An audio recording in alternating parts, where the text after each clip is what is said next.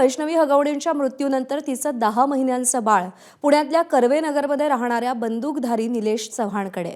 खरं तर त्या बाळामध्ये आता त्याचे आजी आजोबा वैष्णवीला पाहतायत. मात्र तरी त्या बाळाचा ताबा कसपटे कुटुंबियांना मिळत नाहीये. वारंवार बंदुकीला हात लावून तुमचा आणि बाळाचा काही संबंध नाही, तुम्ही इथून चालते व्हा असा दम निलेश चव्हाण देतोय असा आरोप कसपटे कुटुंबियांनी केलाय. विशेष म्हणजे वैष्णवीचे सासरे राजेंद्र हगवणेंचे मोठे भाऊ जयप्रकाश हगवणे हे कसपटे कुटुंबियांसोबत असतानाही निलेश चव्हाणनं बाळाचा ताबा देण्यास नकार दिलाय.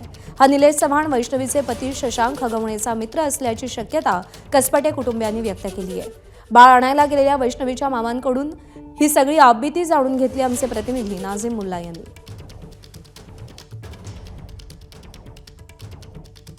वैष्णवीची मामा आता आपल्यासोबत आहेत.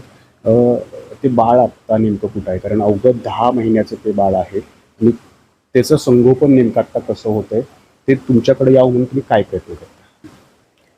परवा दिवशी राजेंद्र हगवणे यांचे थोरले बंधू जयप्रकाश हगवणे यांनी मला फोन केला. तो मुलगा खूप रडतंय म्हणून त्यांनी मला म्हणले तुम्ही काहीतरी करा. मग मी घरात सर्वांशी चर्चा केल्यानंतर आम्ही त्या मुलाला आणायला गेलो. तो आणायला गेला असता मग त्यांनी आम्हाला त्यांच्या मुलीला, ती मारणे म्हणून त्यांची मुलगी तिला बोलून घेतलं. मग तिला बोलून घेतल्यानंतर आम्ही त्यांनी आम्हाला औदुंबर सोसायटी कर्वेनगर वारजे जकात नाक्याच्या ठिकाणी औदुंबर सोसायटीत एका फ्लॅटमध्ये घेऊन गेले. त्या ठिकाणी मूल होतं. आता मूल होतं म्हणल्यानंतर म्हटलं दादा तुम्ही आम्हाला आणलं आहे तर ते मूल तुम्हीच आम्हाला द्या. तर ठीक आहे म्हणले. मग ते तिथं गेल्यानंतर आमची तिथं थोडी बोलणं वगैरे झालं. बोलणं आल्यानंतर त्यांनी त्यांच्या मुलाला बोलवलं. मुलाला बोलवल्यानंतर मुलगा आला. मुलगा आल्यानंतर मग त्यांनी थोडी त्याच्या कमरेला रिव्हॉल्वर वगैरे असल्यामुळं आम्ही थोडे घाबरलो.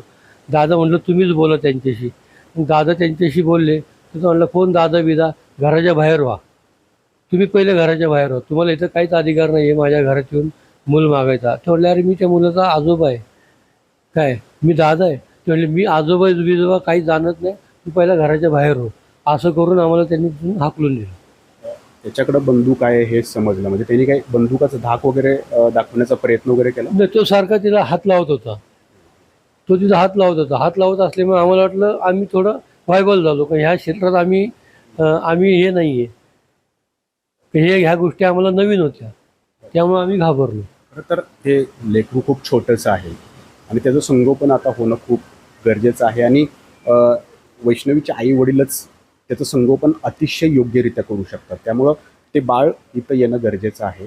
तर ते बाळ मिळवण्यासाठी आता काय आपण प्रक्रिया राबवतो? मी पोलिसांशी बोललो. पोलिसांनी आम्हाला कात्रजचा घाट दाखवला. पोलीस म्हणतात कोर्टात जा.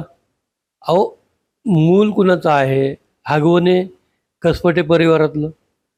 जर हगवणे परिवाराचं जर मूल असतं आणि त्याची कस्टडी घ्यायची असते तर आम्ही कोर्टात जाऊ. मूल एक तिरस्ते व्यक्तिक आहे. ते मूल इतकं संवेदनशील आहे, ओळखीच्या माणसाशिवाय राहत नाही. आणि त्या मुलाला जर उद्या काही कमी जास्त झालं ह्याला जबाबदार कोण? एबीपी माझा, उघडा डोळे बघा नीट.